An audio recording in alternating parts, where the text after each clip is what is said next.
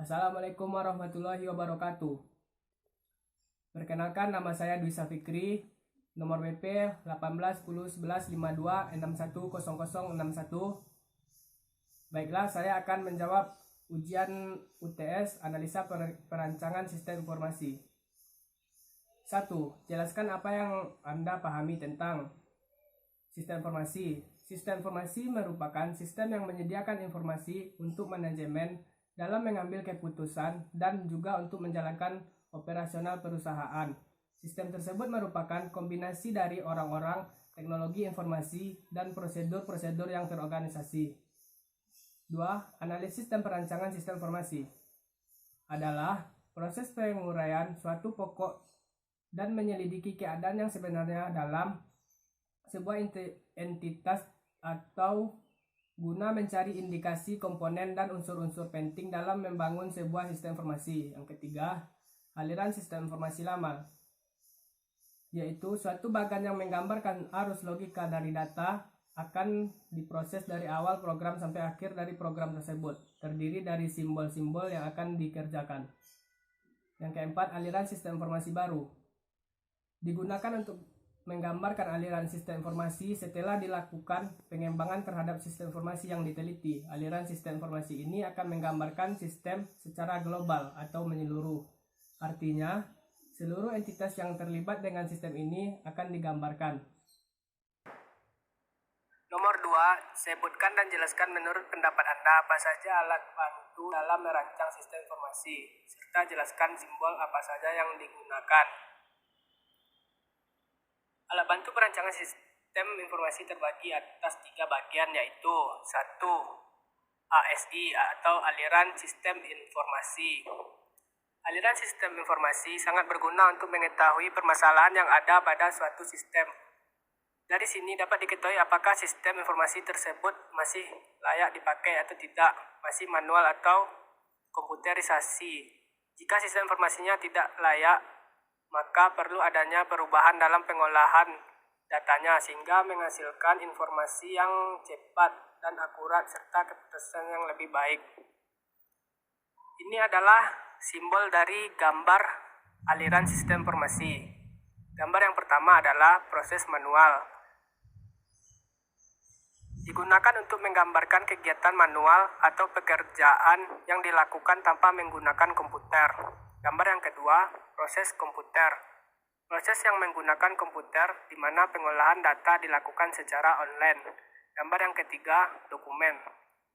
Merupakan formulir yang digunakan untuk merekam data yang menunjukkan input dan output, baik untuk proses manual maupun komputer. Gambar yang keempat, garis alir. Menunjukkan aliran atau arah dalam proses pengolahan data. Gambar yang kelima, arsip. Untuk menggambarkan penyimpanan data baik dalam bentuk arsip atau file komputer. Alat bantu yang kedua yaitu konteks diagram. Konteks diagram adalah gambaran umum tentang suatu sistem yang terdapat dalam suatu organisasi yang memperlihatkan batasan sistem. Adanya interaksi antara eksternal entity dengan suatu sistem dan informasi secara umum mengalir di antara entity dan sistem.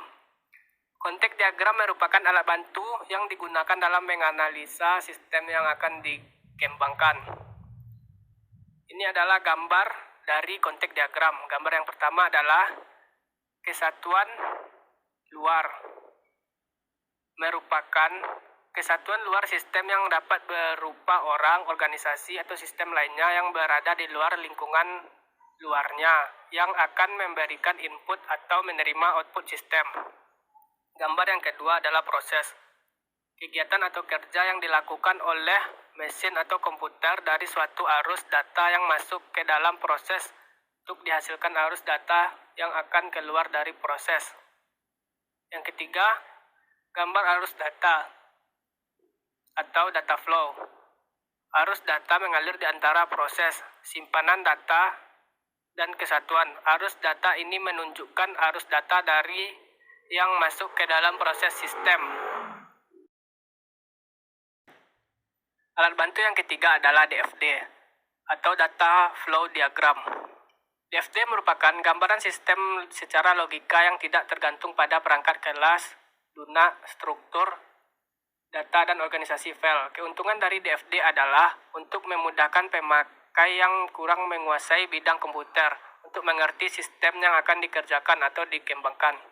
Ini adalah gambar dari DFD. Yang pertama, kesatuan luar merupakan sumber atau tujuan data dapat berupa bagian atau orang yang berada di luar sistem. Yang kedua, proses.